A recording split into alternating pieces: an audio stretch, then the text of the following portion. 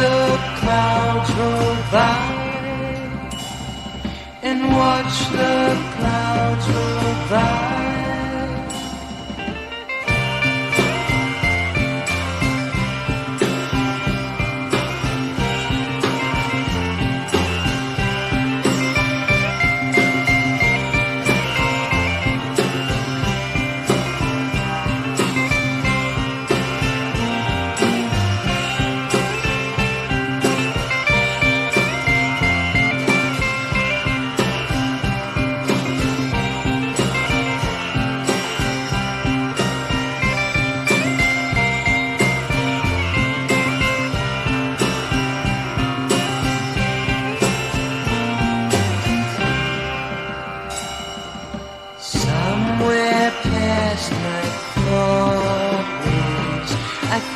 She's going to hide. I'll get upon a sunbeam and take it for a ride. They say she died a pauper, but I feel she was a queen. I'll stay long enough to see floating through my dream, she is in my dream.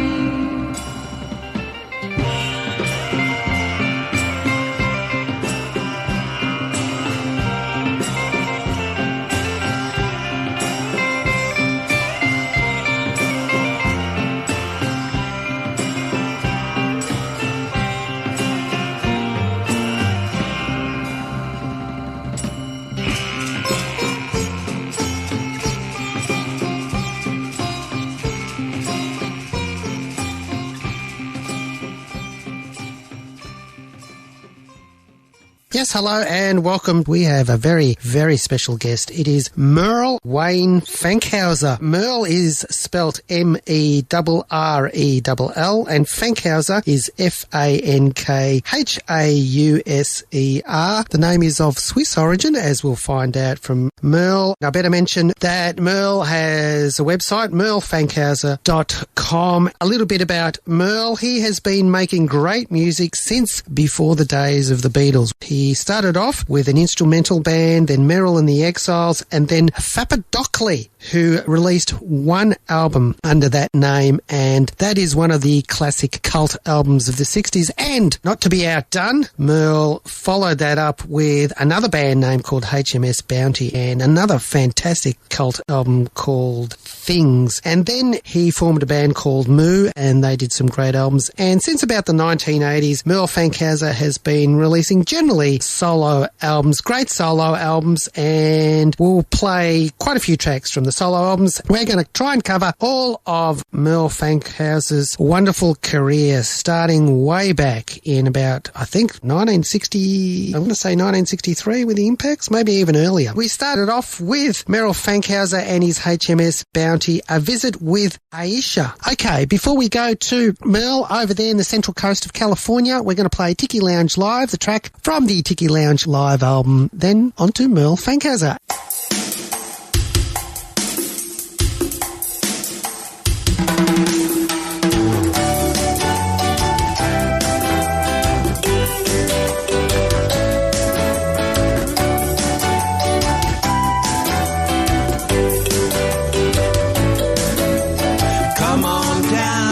Tiki Lounge, a little grass shack with a bamboo bar. It could be any island, maybe not too far. Exotic drinks we'd like you to try. Dance away the night at the Tiki Lounge.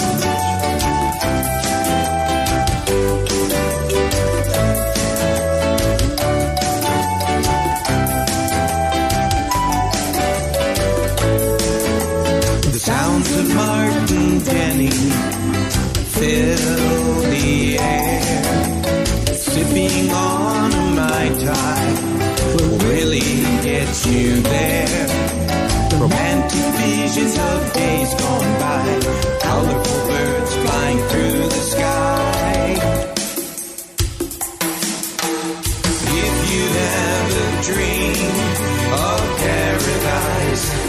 you want to find.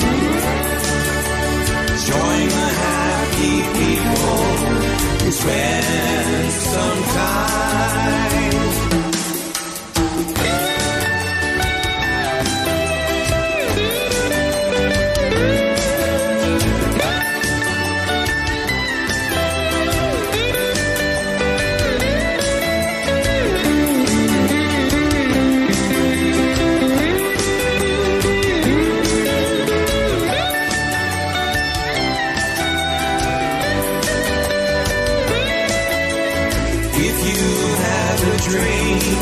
Of paradise that you want to find. Join the happy people and spend some time. Come on down to the Tiki Lounge, a little grass shack with a bamboo bar. It could be any island, maybe not too far. Exotic drinks we'd like you to try. Dance away the night.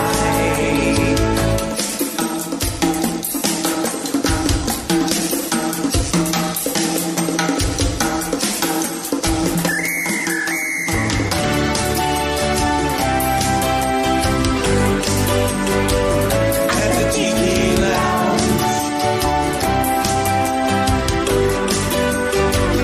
At the Tiki Lounge. At the Tiki Lounge. At the Tiki Lounge. At the Tiki Lounge.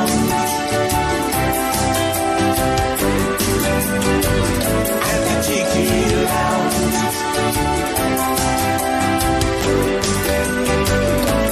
Tiki Lounge.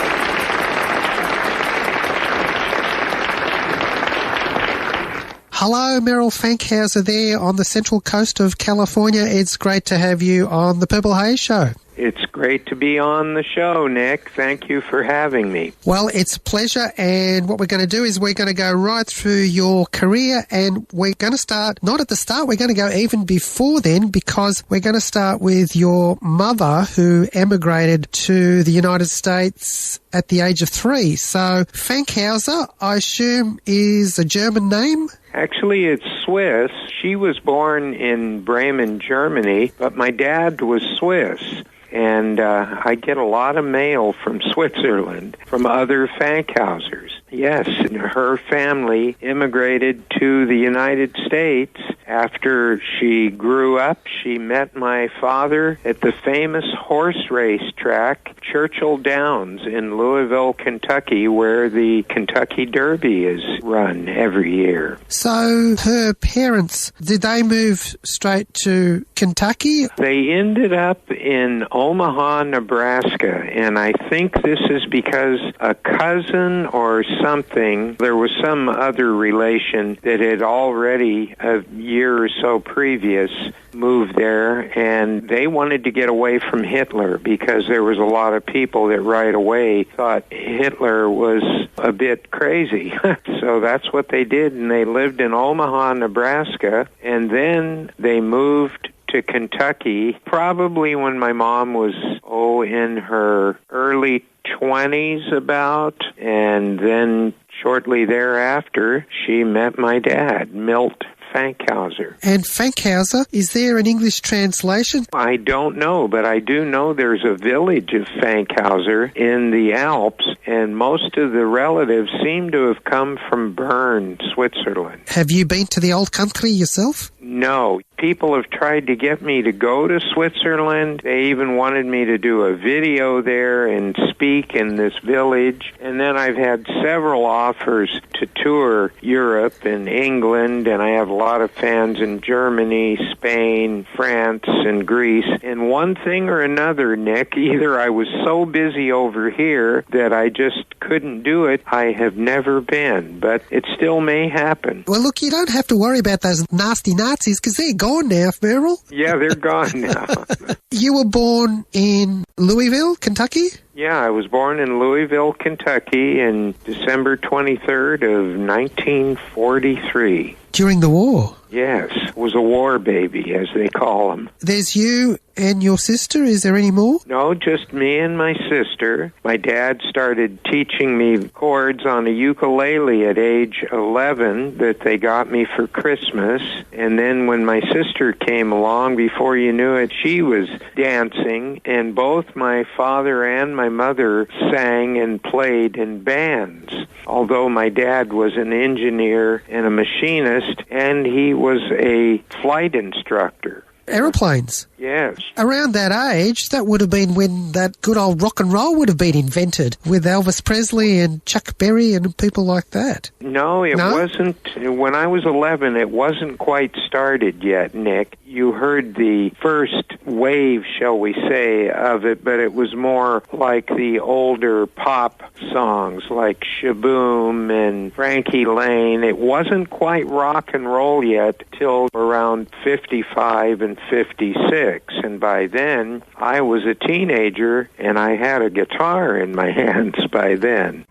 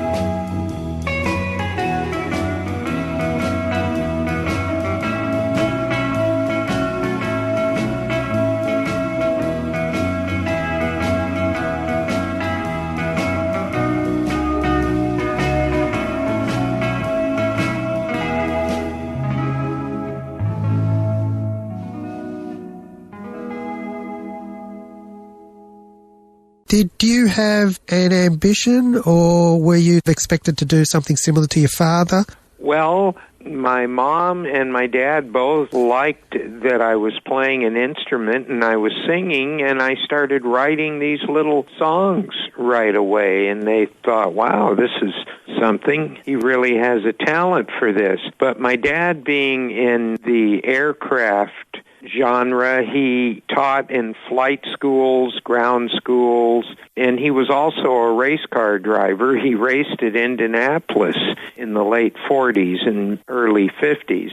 He would have liked me to have been an aeronautical engineer. I did go to college for about a year and a half, but that's jumping way forward. We moved to California when I was about 13 because my dad was tired of the snow and cold weather, and he had traveled out to California several times and loved it out here and said, we're moving to California. And he got the operation of a glider port and flight school in a little town called Lake Elsinore, which is a beautiful little spot just south of Los Angeles on the way to San Diego. So that's where we moved, and that's where I first heard Carl Perkins and then Elvis Presley on the radio. And so I started learning all of their songs on the guitar and singing.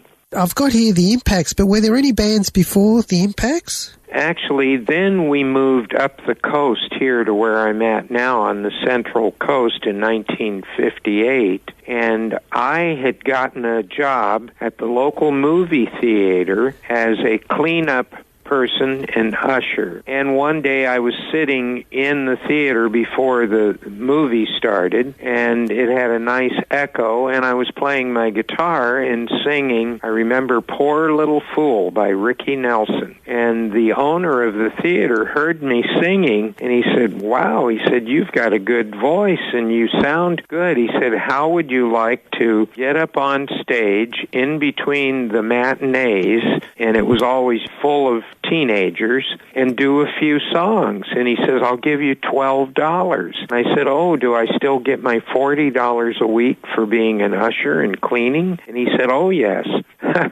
So I got up on stage, and I would do 3 or 4 songs, and it became a big hit. And then some other musicians that were still in high school, we were all seniors in high school, they wanted to start a band, and they wanted me to be the lead guitar player and the singer in the band, and that's how the Impacts got formed.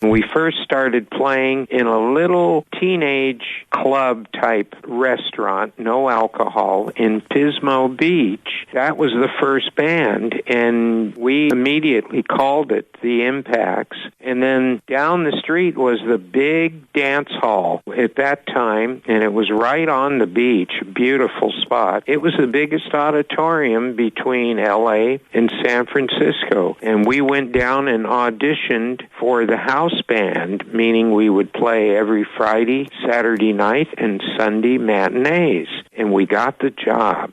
And lo and behold, we started backing up many of the groups of the day, Little Anthony and the Imperials, the Isley Brothers, and I was a surfer. And so I started writing these instrumentals because I was a big fan of the Ventures and the Champs. And I started putting these surfing titles to the songs. And one day I was sitting on my surfboard, kind of lazily out there, waiting for a wave to come in, and there weren't any waves. And what I didn't know was a big set was breaking behind me, and I wasn't paying attention. And it took me over the wave and dragged me along the sand, and I struggled up to the beach, got all the sand out of my nose and my mouth, and our sax player was sitting on the beach, and there were a lot of pretty girls sitting there, and he started laughing at me, going, "Ah, ha, ha, ha, Merrell really got wiped out."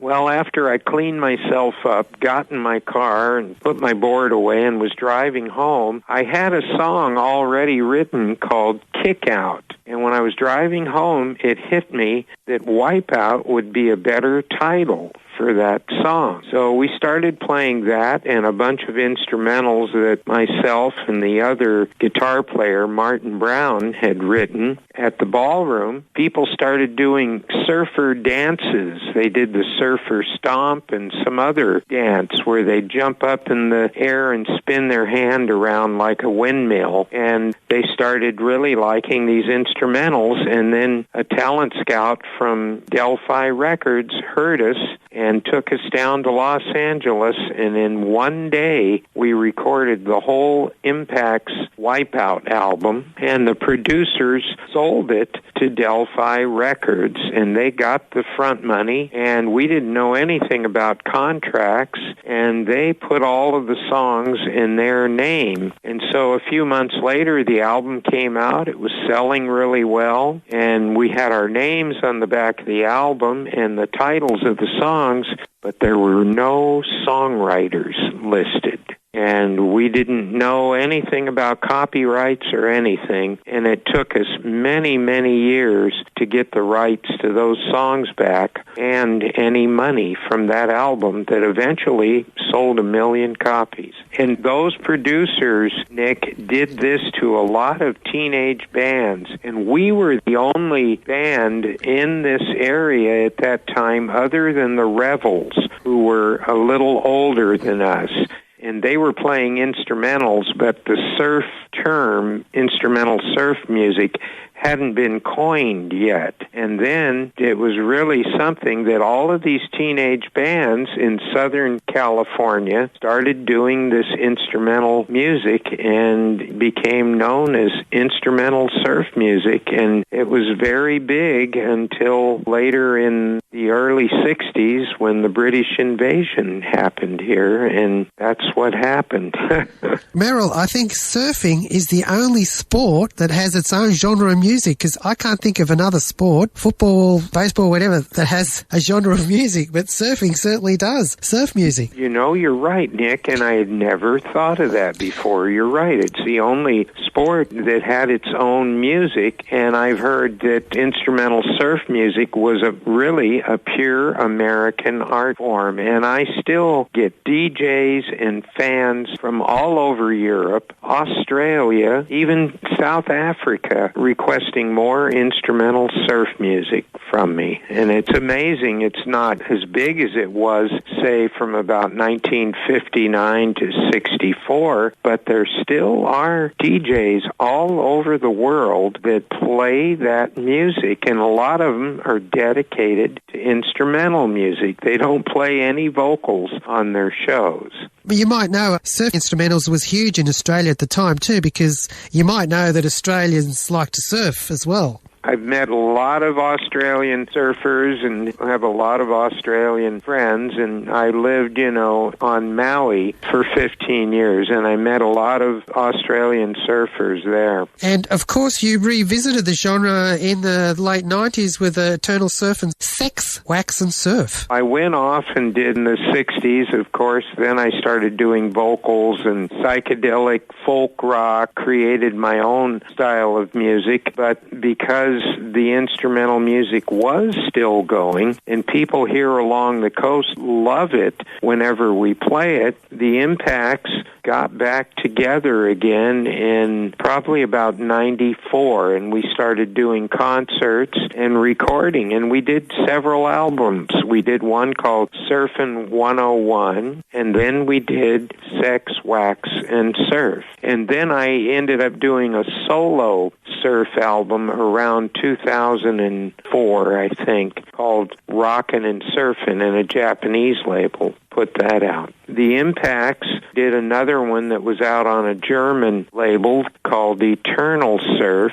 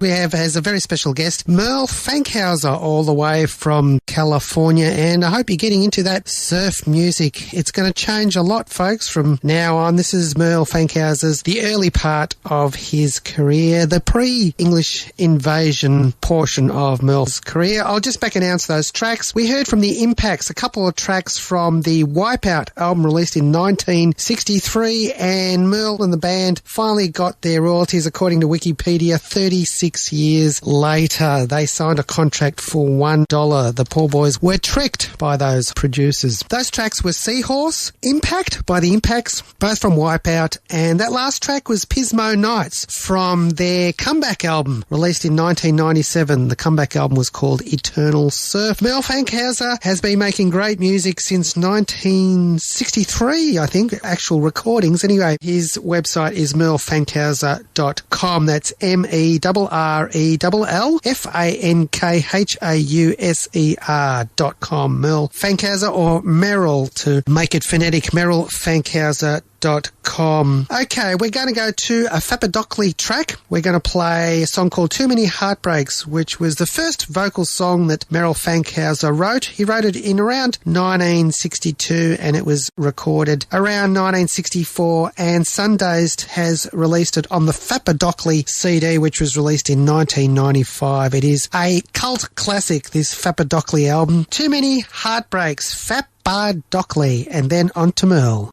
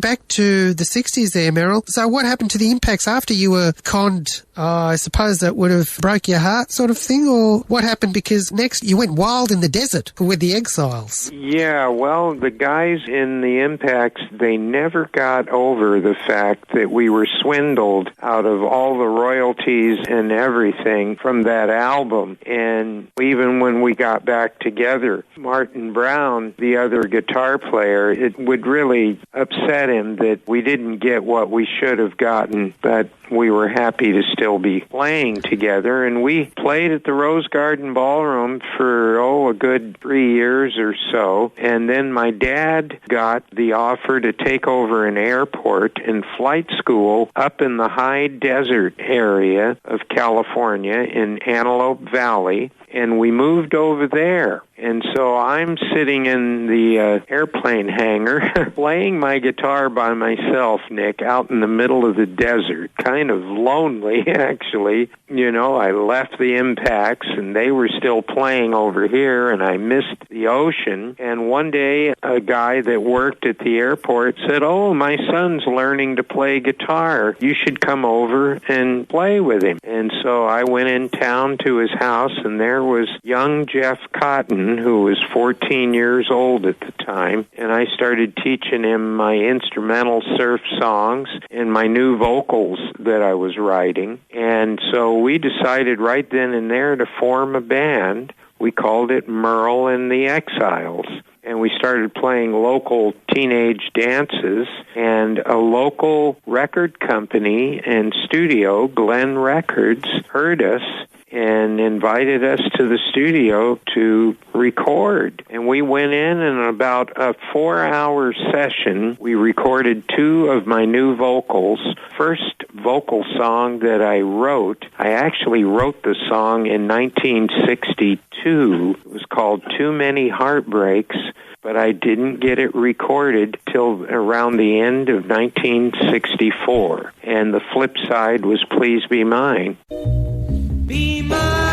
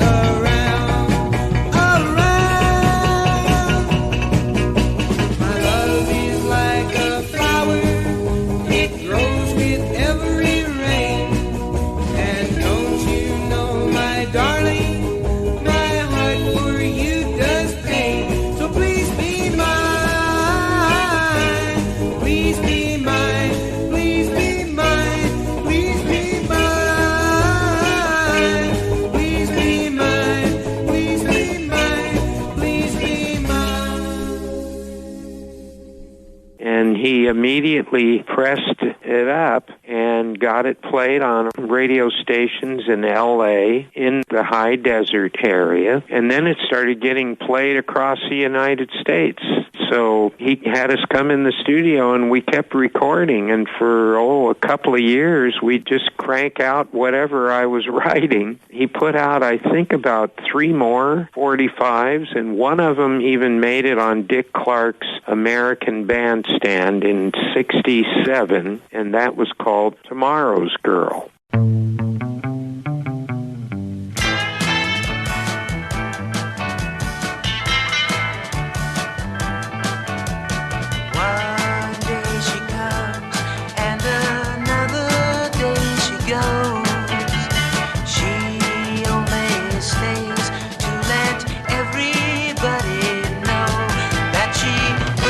Down and there ain't no ties on her.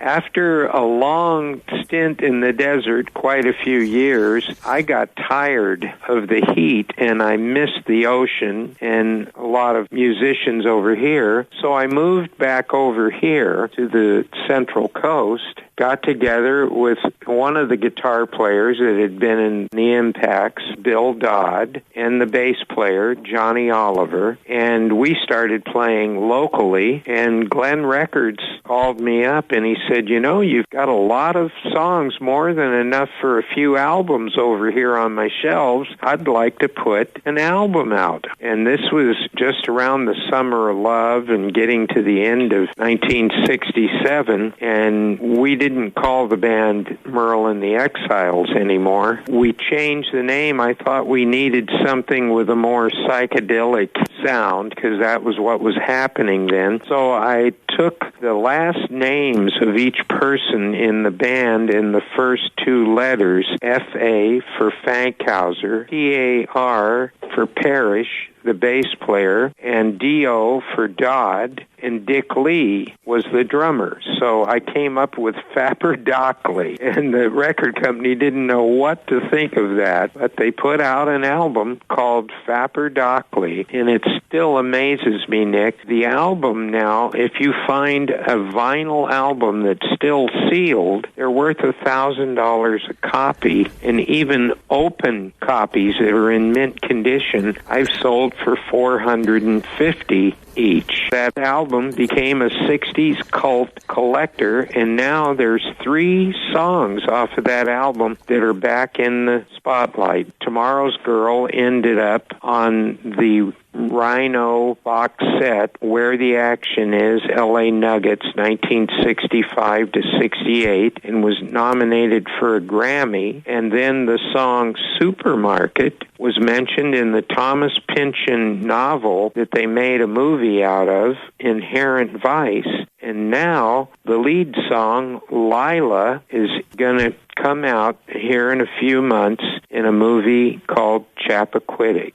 So, I mean, that album, besides being worth a lot of money, look what it's done. It's amazing. I hate to correct you, Merrell, but I've looked on the Discogs website. I don't know if you know that. That's a record website, and there's 2 Fapardokly vinyls for sale, and the cheapest one is something like $1,960 or something. So it's $2,000. What? $1,900? My mom had put some in the closet, and the way I found out this was worth so much was in the late 70s, 2 German guys from a record label, and they owned stores, came over and found me on Maui, and he said, yeah, we bought der Merrell Fankhauser Fapardokly album at a record fair in Germany for only $750. And went, what? That was an open one. And I said, say that again? And he said, yes, a sealed one goes for $1,000. So the next time I flew back to California, I went in my mom's closet and I found 7 of them, and I sold them all for $1,000 a copy, and a guy from Norway sent me $1,200. And I told him, I said, you sent me too much money. And he said, oh no, I'm so glad to have it. Keep the extra money. But now you're opening my ears. You saw one for $1,900. It's Discogs.com. Check it out, Merrell. I've been there to Discogs before, but it's been quite a while, and I didn't notice that then. But yeah, we'll have to check that out. Now, Merrell, would you say that's your most famous record? Would I be right in saying that? Well, I thought it was the most obscure because there was only about 1,500 copies printed. It turns out, Nick, that disc jockeys from all over the world know about that record. I mean, it's been written up in magazines all over. I just can't believe how famous an album could be that only had 1,500 copies printed, but it's been reissued on other labels. Sundazed Records in New York reissued it on a CD, which sold very well. And then there was a bootleg in England, and there was a bootleg that was found in Poland of Fapardokly, and a label in Spain that did license it from me, Gerson Records, put it out, and they did a limited edition of 500 copies, and now they just relicensed it to do 1,000, and this is all, I think, because of this movie, and they know the song's going to be in this movie, and I've already got people asking me for more copies on vinyl, but I only have 2 left, and I'm keeping them. Well, you should, because they'll only increase in value. I know, and I always thought, man, I should have thrown 100 of them in the closet and just sat on them, because it'd be worth $100,000. But Sundays did a great job, and I remember buying it at Tower Records on Sunset Boulevard there, on the corner of that little street. I don't know if you remember Tower Records there. Oh, Merrell. yeah. I still play it, and Lila is my favourite all-time song anyway. Wow. But that's such a beautiful song, and it took sort of an Australian, John Curran. He was here for 15 years, and he's made the new movie Chappaquiddick. I think he's originally from New York. Well, he got his break here in Australia. He's been making big movies ever since, so good luck. I can't wait to see the movie. Yeah, I'm just hoping they put a soundtrack album out on it, because that's where, if you own the publishing, the copyright, and you're the performer, which I do, you can make some decent money. I played on a song that was in the movie Pulp Fiction. I played with the Revels when I was a teenager, Revels.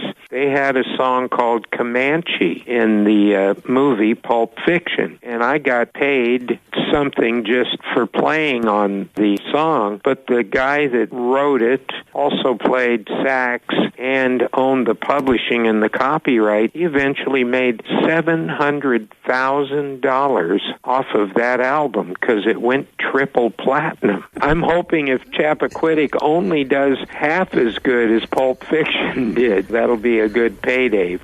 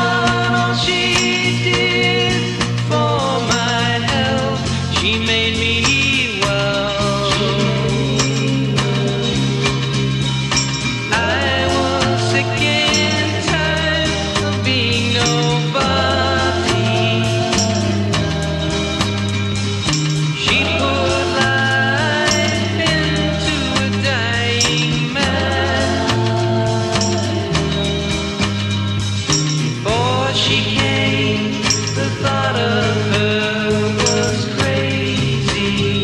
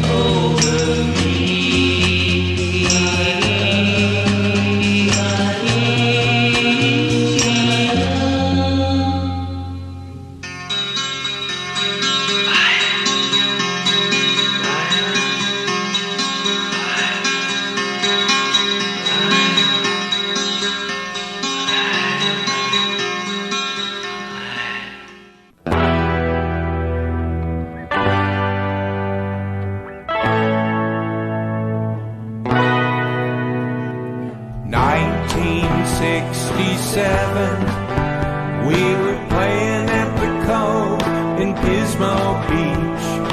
Me, Bill, Johnny and Dickie Lee.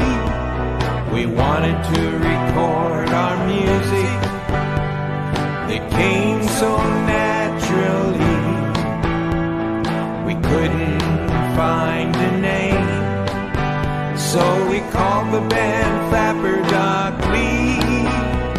We drove out to the desert and laid down some tracks all the way to Hollywood. And then we came back.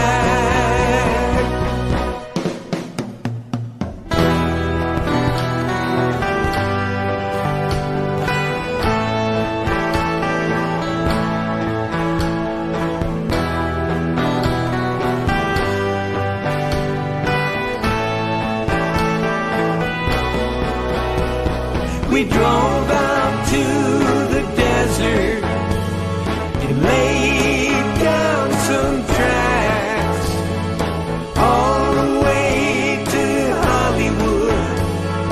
Then we came back. The album came out and the critics raved, but we never saw a dime. And the music still playing on the radio in 2009. 1967, we were playing at the Cove in Pismo Beach. Me, Bill, Johnny and Dickie Lee.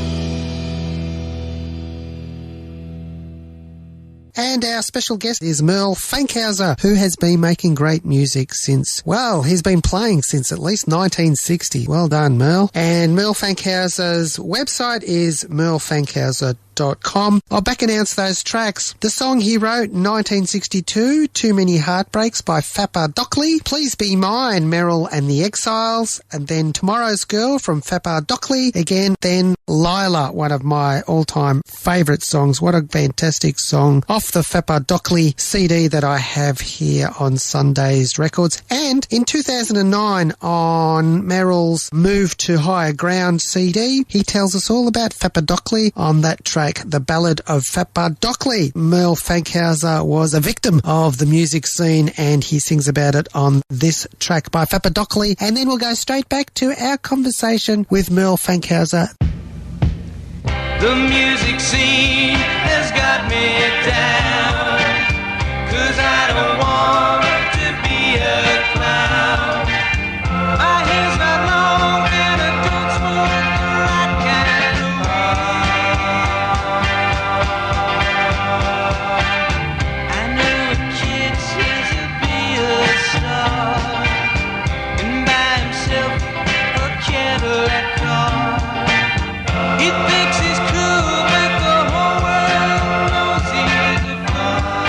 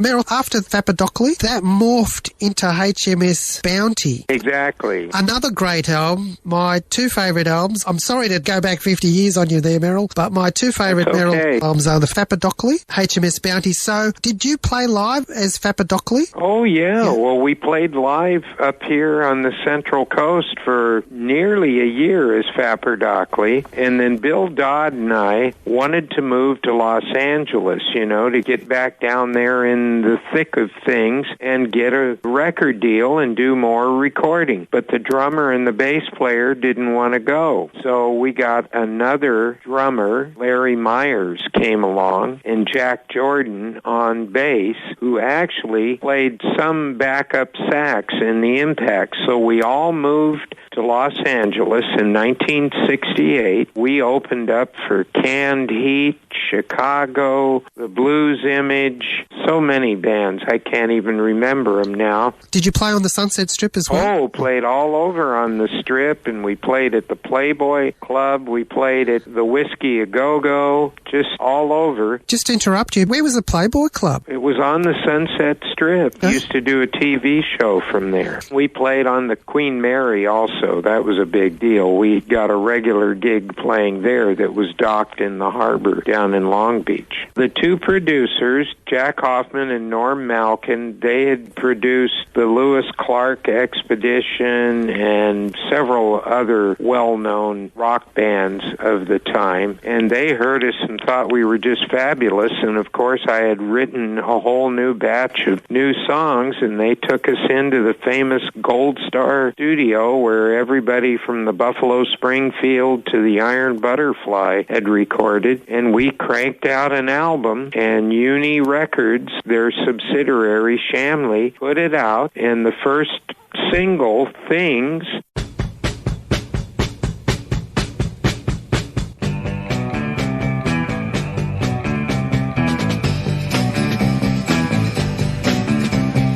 Things are going round in my mind. Things are gonna make me cry. If you don't say you'll be my girl, these things are gonna make me die. Things I've gotta tell you sometime. Things I think that you should know. If you don't say you'll be my girl, these things are never gonna show.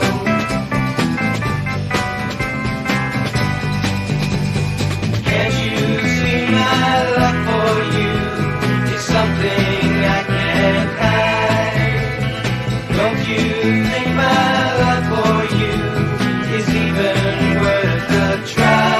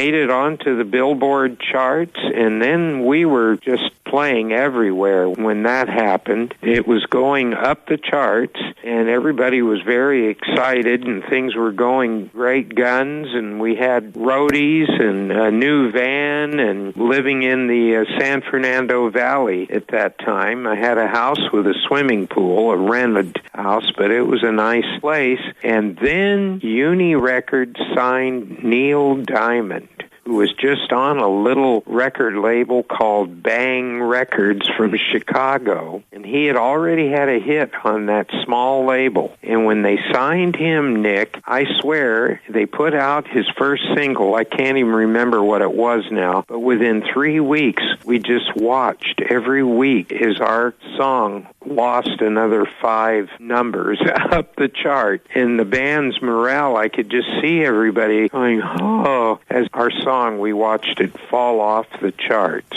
And after that, the HMS Bounty was sinking. At least they didn't mutiny on you, Merrell. No, well, they actually did, because after a while the gigs started waning too, and we weren't getting as good paying jobs as we had, and they decided to move back up here to the Central Coast to a more serene life without all the noise and clamor of the city and the beautiful Pacific Ocean. And they left, and Jeff Cotton, who I had mentioned before that joined me in Merrell and the Exiles, had several years before joined Captain Beefheart's Magic Band, because Beefheart and Zappa used to live up in the high desert where I was living for a while. And I met them there, and several musicians from Captain Beefheart's band would come and jam with me when I lived in the desert. Well, Captain Beefheart, Don Van Vliet, had changed Jeff's name to Antenna Jimmy Siemens.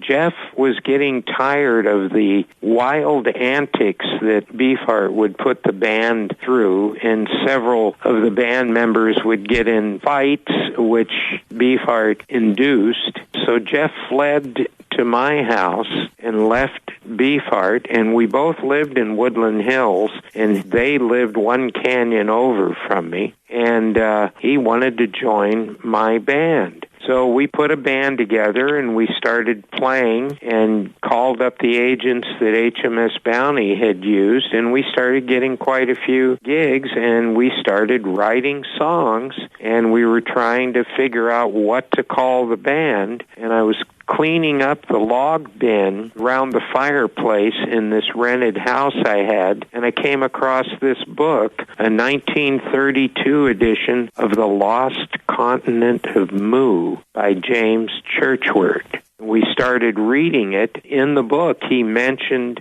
that the Hawaiian Islands were now the mountain peaks out of the water of the lost continent of Mu. And we found this very interesting. And Jeff and I looked at each other and said, we should call our new band Mu, M-U.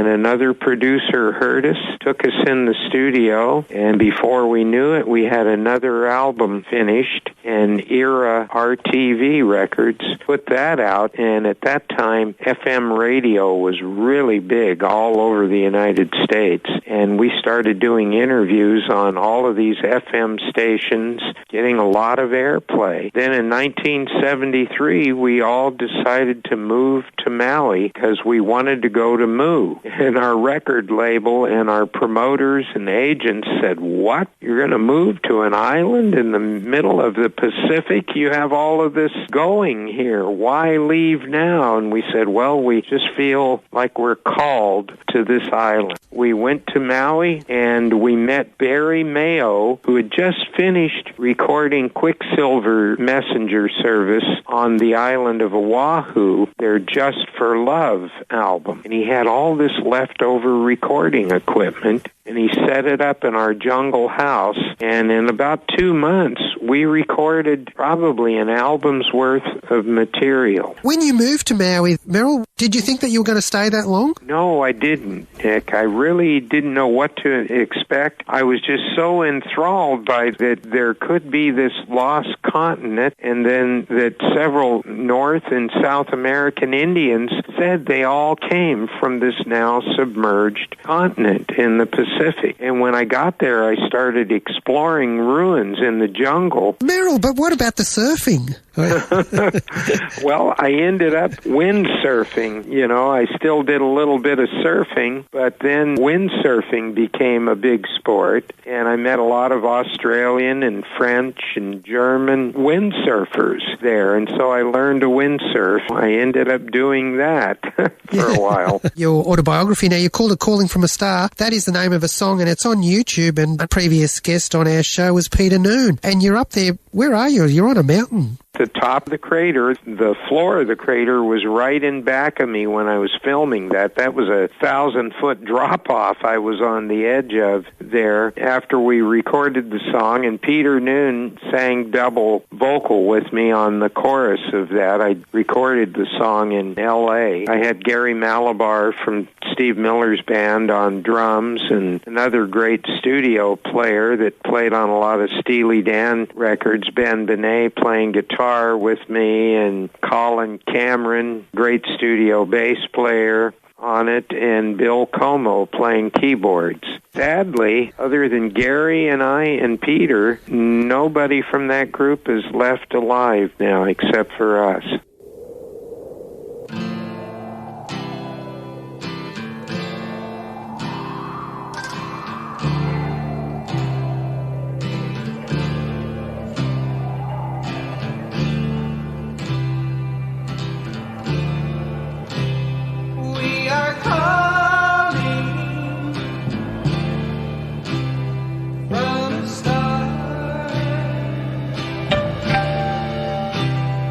We are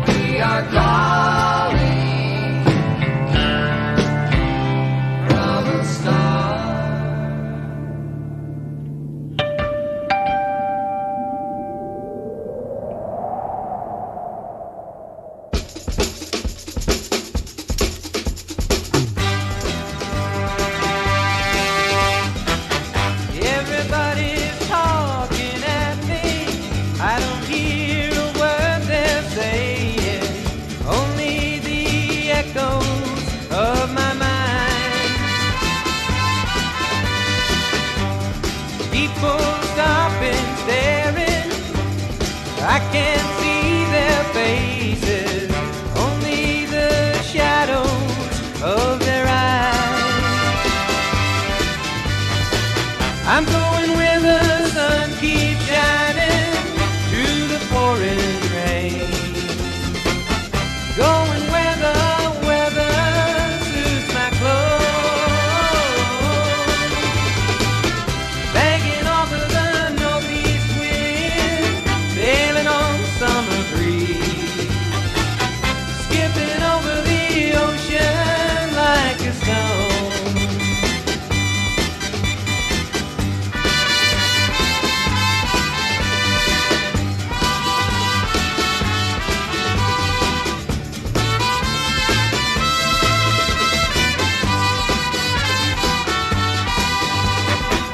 I'm going where the sun keeps shining through the pouring rain. Going where the weather suits my clothes. Banking off of the northeast wind, sailing on summer breeze. Skipping over the ocean like a stone. Everybody's talking at me, I don't hear a word they're saying, only the echoes of my mind. And I won't let you leave my love behind. No, I won't let you leave my love behind. No, I won't let you leave my love behind.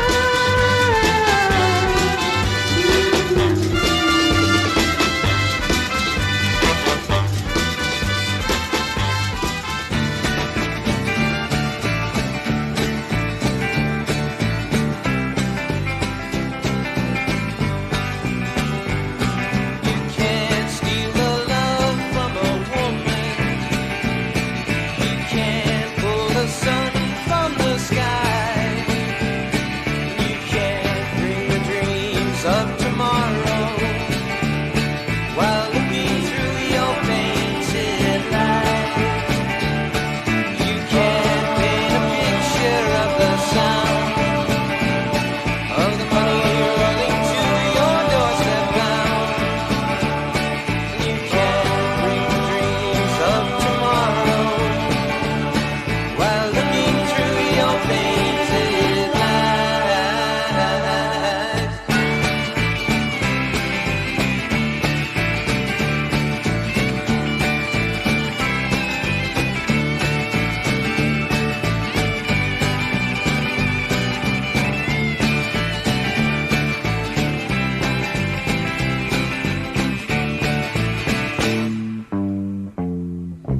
Now the colors of your paints turn black.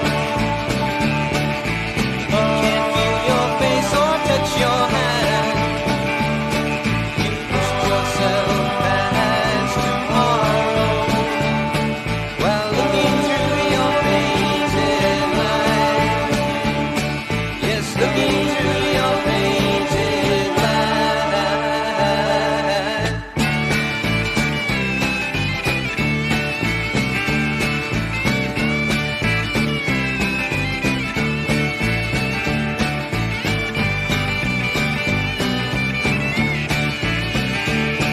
While looking through your painted light. Yes, looking through your painted light.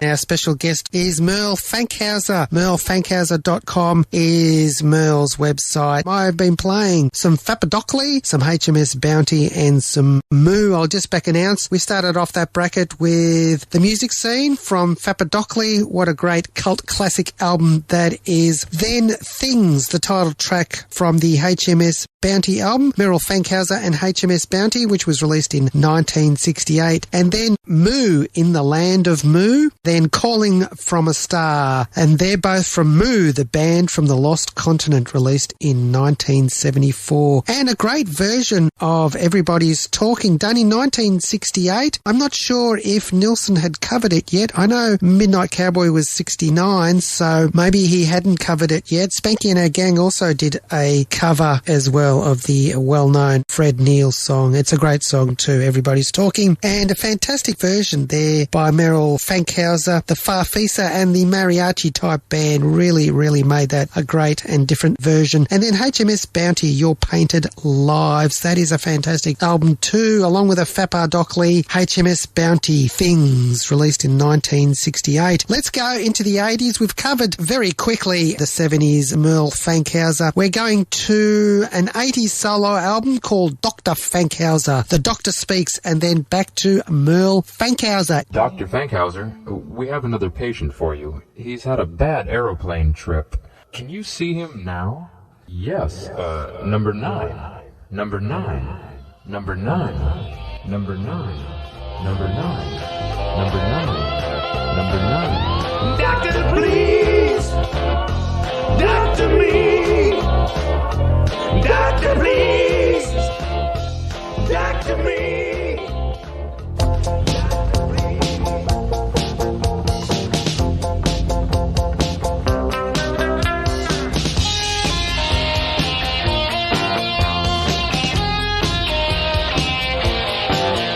I was sitting in the parking lot. The music was sounding hot. I ran inside and I grabbed the microphone. I was just 19, hot and mean, cool and real clean, if you know what I mean.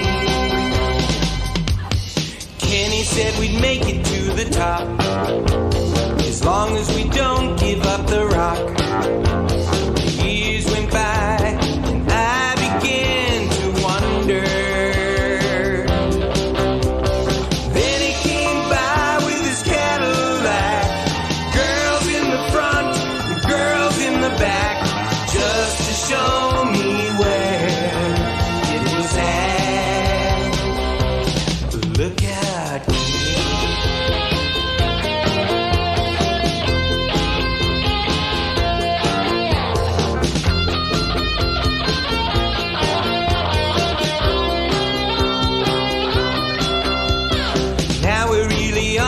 top, 'cause we didn't give up the rock. Years ago I stood and wondered. Now you hear us on the radio, everywhere around the world, top of the bill in every single show. Here we go.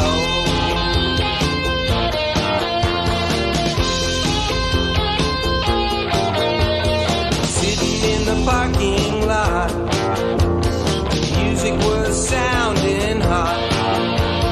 Now we're really on the top, and we didn't give up the rock. No, we won't give up the rock. No, we don't give up the rock. Yeah, we don't give up the rock.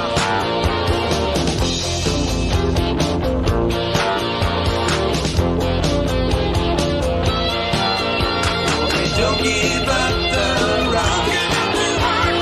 Don't give up the rock. Don't give up the rock. Don't give up the rock. Don't give up the rock.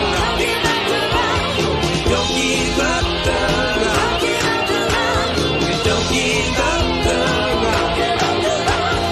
Don't give up the rock. Don't give up the rock. In 1986, you were awarded a PhD, Dr. Fankhauser, and John Cipollina was on that record as well from Quicksilver Messenger Service. Yeah, he came to Maui, I had been playing, after Moo broke up, I played with various island musicians and a violinist, Mary Lee, I met, and Jim Murray, who was an early member of Quicksilver. John Cipollina came to the island. Right away, he said, is there any place to record here?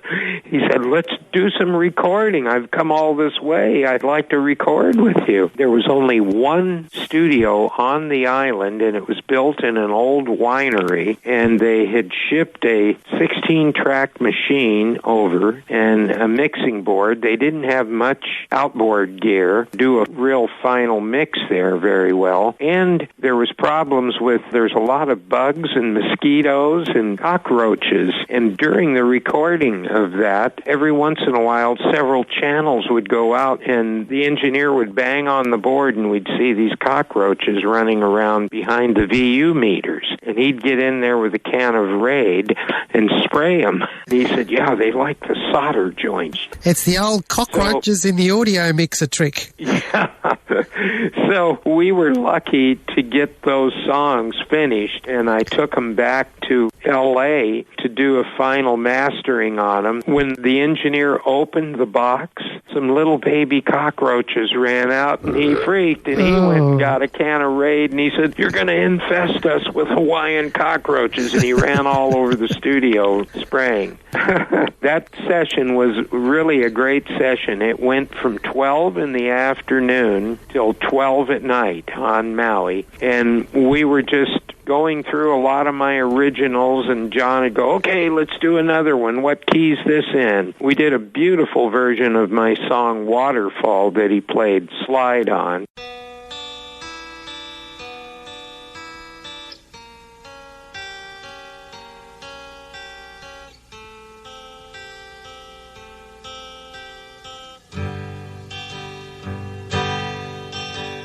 Waterfall, oh my waterfall, flowing into the sea.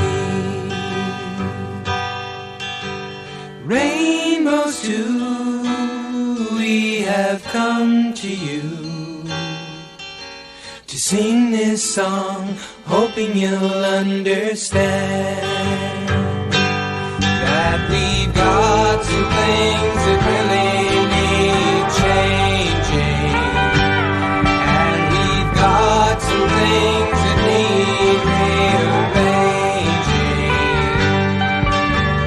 Me and my lady love, we just want to settle down, and it's so good when you're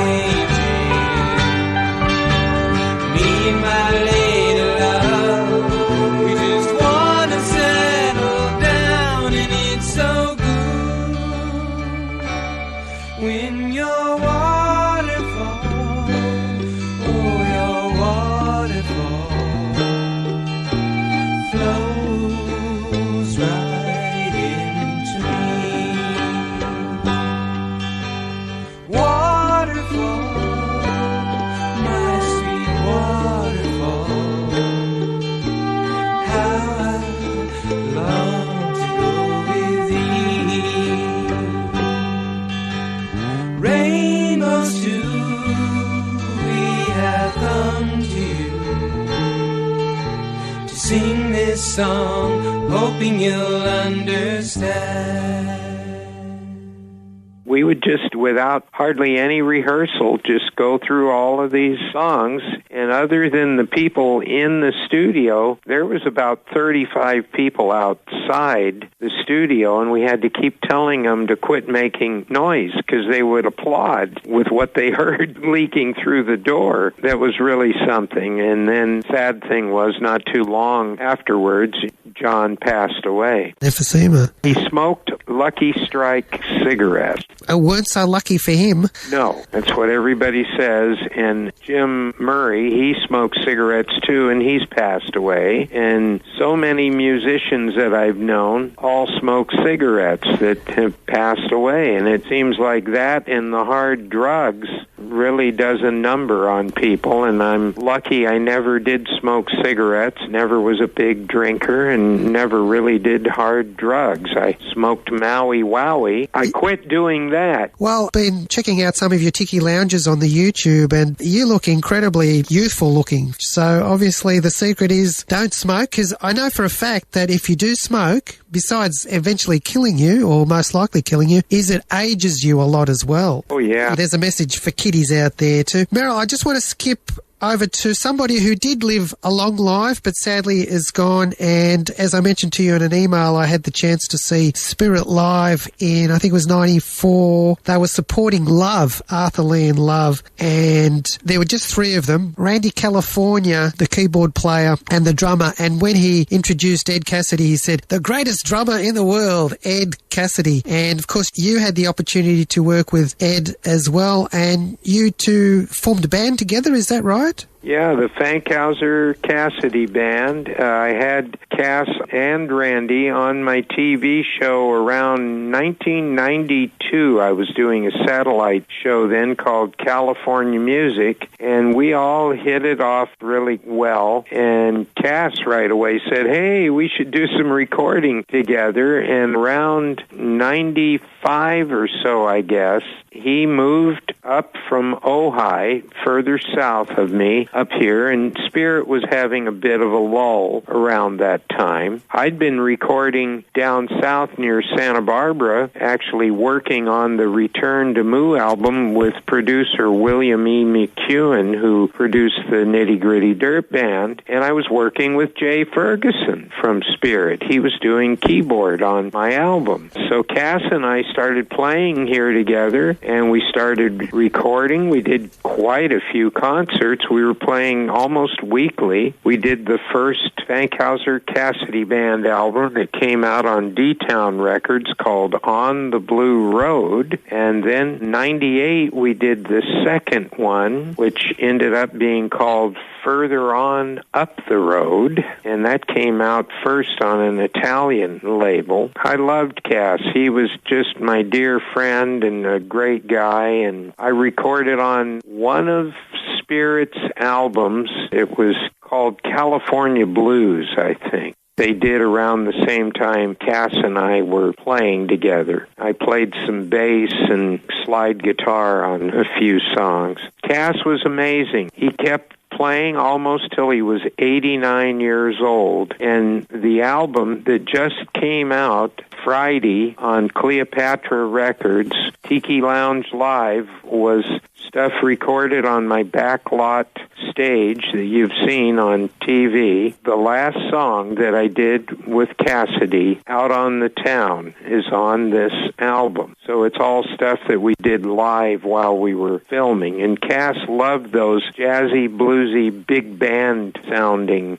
songs. And so we wrote this song together. It's an instrumental called Out on the Town, and that's on Tiki Lounge Live.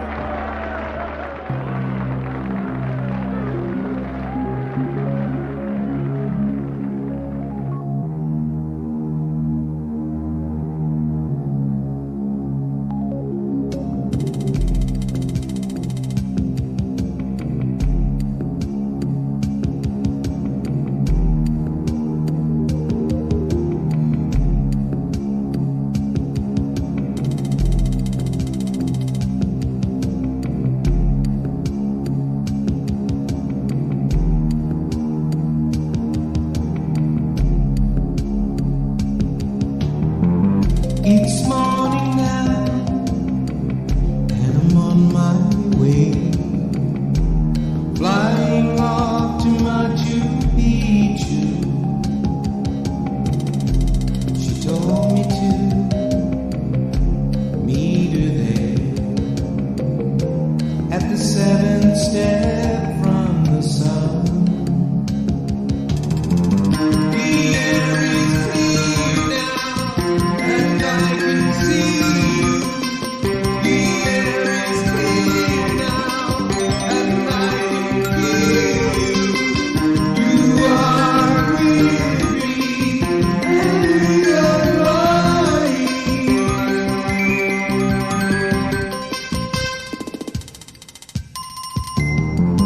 She said we all would meet again, living on the other side. She walked into the heavens and left us here to wonder why. The air is clear now, and I can see you.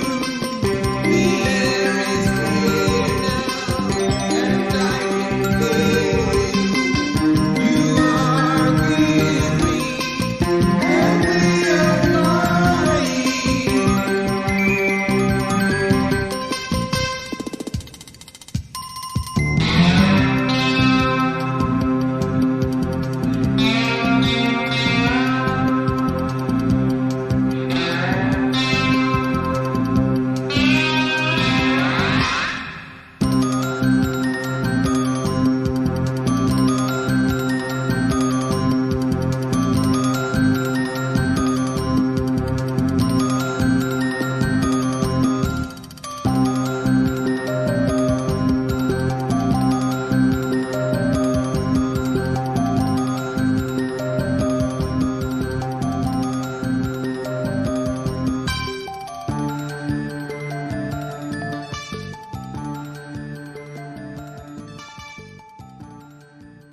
Merrell Fankhauser has been making great music since, well, he could have started in 1958 even, I think. I'll back announce those tracks. Merrell Fankhauser from, I think it's 1986, The Doctor Speaks and Don't Give Up the Rock from the Dr. Fankhauser solo album. Then a fantastic song called Waterfall from the Maui album from 1976. And as Merle mentioned, John Cipollina from Quicksilver Messenger Service. Then from the Merrell Fankhauser album, that was Out of the Town Live from the Tiki Lounge Live album, and that was with the late great Ed Cassidy, who was the drummer of Spirit and the father-in-law of Randy California. Then we had Flying to Machu Picchu, which was from the album of the same name, released in 1992. We'll go to Merrell Fankhauser for the last time, but before we do, we're going to play a track called Lonely Nina from The Man from Moo. And who's the Man from Moo? It's Merrell Fankhauser from the year 2000.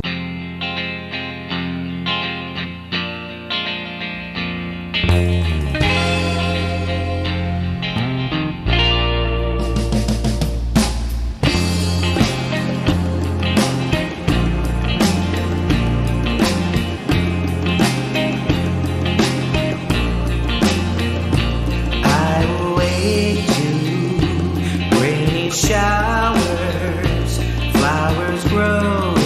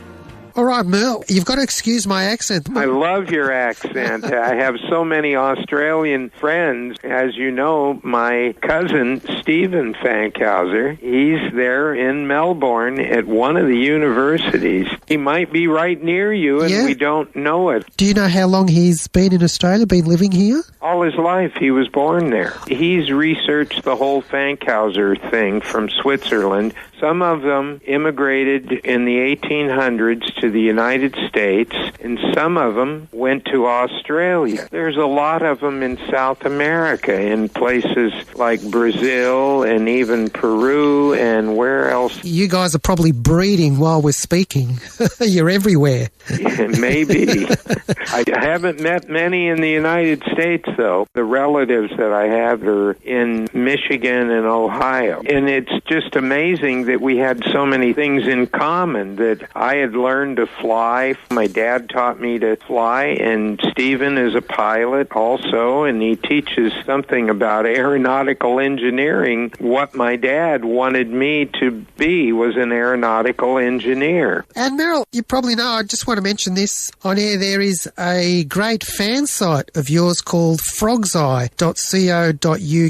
So for anybody interested in your career, that is a really good and detailed website. I haven't looked at that in a while, but he called me up years ago and interviewed both me and Jeff Cotton. I didn't finish the Moose story, but I'll tell you real quick. After a few years on Maui, Jeff Cotton and the drummer Randy Weimer both decided they wanted to be Christian ministers, and they quit playing music altogether, which I thought was a shame. Randy lives in Northern California, and Jeff lives in Bellingham, Washington. That's how that band disbanding, and how I ended up playing with Maui musicians and then moved back here eventually to the United States. Anyway, Merrell, it's been an absolute pleasure to speak with you. Okay. For anyone, your Tiki Lounge shows, a lot of episodes are on YouTube, so you should just do a Tiki Lounge search on YouTube and you'll find Merrell's TV show. And check merrellfankhauser.com for more information. Thank you for taking time to talk with us, and hopefully you'll visit one day. Yeah, I would love that.